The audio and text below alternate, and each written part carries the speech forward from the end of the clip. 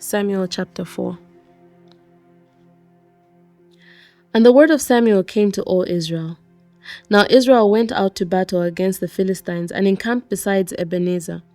And the Philistines encamped at Aphek. Then the Philistines put themselves in battle array against Israel. And when they joined battle, Israel was defeated by the Philistines, who killed about 4,000 men of the army of the field. And when the people had come into the camp, the elders of Israel said, "Why has the Lord defeated us today before the Philistines? Let us bring the ark of the covenant of the Lord from Shiloh to us, that when it comes among us it may save us from the hand of our enemies." So the people sent to Shiloh, that they might bring from there the ark of the covenant of the Lord of hosts, who dwells between the cherubim.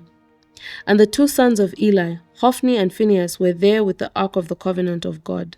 And when the ark of the covenant of the Lord came into the camp, all Israel shouted so loudly that the earth shook. Now when the Philistines heard the noise of the shout, they said, "What does the sound of this great shout in the camp of the Hebrews mean?" Then they understood that the ark of the Lord had come into the camp. So the Philistines were afraid, for they said, "God has come into the camp." And they said, "Woe to us, for such a thing has never happened before. Woe to us! Who will deliver us from the hand of these mighty gods? These are the gods who struck the Egyptians with all the plagues in the wilderness. Be strong and conduct yourselves like men, you Philistines, that you do not become servants of the Hebrews, as they have been to you. Conduct yourselves like men and fight." So the Philistines fought, and Israel was defeated, and every man fled to his tent. There was a very great slaughter, and there fell of Israel 30,000 foot soldiers. Also the ark of God was captured, and the two sons of Eli, Hophni and Phinehas, died. Then a man of Benjamin ran from the battle line the same day, and came to Shiloh, with his clothes torn and dirt on his head. Now when he came, there was Eli, sitting on a seat by the wayside watching, for his heart trembled for the ark of God. And when the man came into the city and told it, all the city cried out. When Eli heard the noise of the outcry, he said, "What does the sound of this tumult mean?" And the man came quickly and told Eli. Eli was 98 years old, and his eyes were so dim that he could not see. Then the man said to Eli, "I am he who came from the battle, and I fled today from the battle line."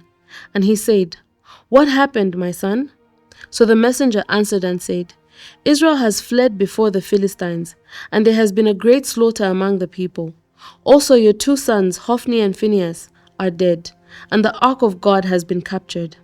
Then it happened, when he made mention of the ark of God, that Eli fell off the seat backward by the side of the gate, and his neck was broken, and he died. For the man was old and heavy, and he had judged Israel 40 years. Now his daughter-in-law, Phinehas' wife, was with child, due to be delivered. And when she heard the news that the ark of God was captured, and that her father-in-law and her husband were dead, she bowed herself and gave birth, for her labor pains came upon her. And about the time of her death, the women who stood by her said to her, "Do not fear, for you have borne a son." But she did not answer, nor did she regard it. Then she named the child Ichabod, saying, "The glory has departed from Israel, because the ark of God had been captured, and because of her father-in-law and her husband." And she said, "The glory has departed from Israel, for the ark of God has been captured." Chapter 5. Then the Philistines took the ark of God and brought it from Ebenezer to Ashdod.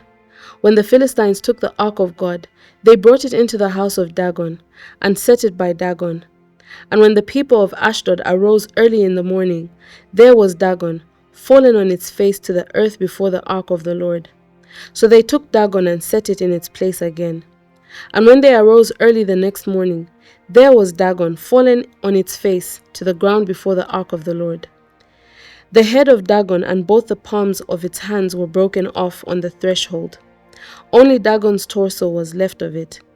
Therefore neither the priests of Dagon, nor any who came into Dagon's house tread on the threshold of Dagon in Ashdod to this day. But the hand of the Lord was heavy on the people of Ashdod, and he ravaged them and struck them with tumors, both Ashdod and its territory. And when the men of Ashdod saw how it was, they said, "The ark of the God of Israel must not remain with us, for his hand is harsh toward us, and Dagon our God. Therefore they sent and gathered to themselves all the lords of the Philistines and said, What shall we do with the ark of the God of Israel? And they answered, Let the ark of the God of Israel be carried away to Gath. So they carried the ark of the God of Israel away. So it was, after they had carried it away, that the hand of the Lord was against the city with a very great destruction. And he struck the men of the city, both small and great, and tumors broke out on them. Therefore they sent the ark of God to Ekron. So it was, as the ark of God came to Ekron, that the Ekronites cried out, saying, They have brought the ark of the God of Israel to us, to kill us and our people. So they sent and gathered together all the lords of the Philistines and said, Send away the ark of the God of Israel, and let it go back to its own place, so that it does not kill us and our people. For there was a deadly destruction throughout all the city. The hand of God was heavy there, and the men who did not die were stricken with tumors, and the cry of the city went up to heaven. Chapter 6. Now the ark of the Lord was in the country of the Philistines 7 months, and the Philistines called for the priests and the diviners, saying, What shall we do with the ark of the Lord? Tell us how we should send it to its place. So they said, If you send away the ark of the God of Israel, do not send it empty, but by all means return it to him with a trespass offering. Then you will be healed, and it will be known to you why his hand is not removed from you. Then they said, What is the trespass offering which we shall return to him? They answered, 5 golden tumors and 5 golden rats, according to the number of the lords of the Philistines. For the same plague was on all of you and on your lords. Therefore you shall make images of your tumors and images of your rats that ravage the land, and you shall give glory to the God of Israel. Perhaps he will lighten his hand from you, from your gods, and from your land. Why then do you harden your hearts as the Egyptians and Pharaoh hardened their hearts? When he did mighty things among them, did they not let the people go that they might depart? Now therefore, make a new cart. Take 2 milk cows which have never been yoked, and hitch the cows to the cart, and take their calves home, away from them. Then take the ark of the Lord and set it on the cart, and put the articles of gold which you are returning to him as a trespass offering in a chest by its side. Then send it away, and let it go. And watch. If it goes up the road to its own territory, to Beth Shemesh, then he has done us this great evil. But if not, then we shall know that it is not his hand that struck us. It happened to us by chance. Then the men did so. They took 2 milk cows and hitched them to the cart, and shut up their calves at home. And they set the ark of the Lord on the cart, and the chest with the gold rats and the images of their tumors. Then the cows headed straight for the road to Beth Shemesh, and went along the highway, lowing as they went, and did not turn aside to the right hand or left. And the lords of the Philistines went after them to the border of Beth Shemesh. Now the people of Beth Shemesh were reaping their wheat harvest in the valley, and they lifted their eyes and saw the ark and rejoiced to see it. Then the cart came into the field of Joshua of Beth Shemesh, and stood there. A large stone was there.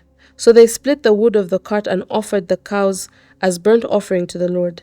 The Levites took down the ark of the Lord and the chest that was with it, in which were the articles of gold, and put them on the large stone.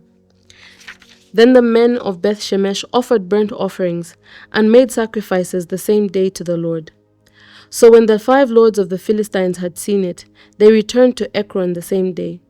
These are the tumors which the Philistines returned as a trespass offering to the Lord: 1 for Ashdod, 1 for Gaza, 1 for Ashkelon, 1 for Gath, 1 for Ekron. And the golden rats according to the number of all the cities of the Philistines belonging to the 5 lords, both fortified cities and country villages, even as far as the large stone of Ebal, on which they set the ark of the Lord, which stone remains to this day in the field of Joshua of Beth Shemesh. Then he struck the men of Beth Shemesh because they had looked into the ark of the Lord. He struck 50,070 men of the people, and the people lamented because the Lord had struck the people with a great slaughter. And the men of Beth Shemesh said, Who is able to stand before this holy Lord God? And to whom shall it go up from us? So they sent messengers to the inhabitants of Kirjath Jearim, saying, The Philistines have brought back the ark of the Lord. Come down and take it up with you. Thank you so much to everyone who's partnered with Bible 365 with Chileshe Bwalya this far. If you would like to partner with us, please reach out using the contact details on your screen. God bless you. Shalom, shalom.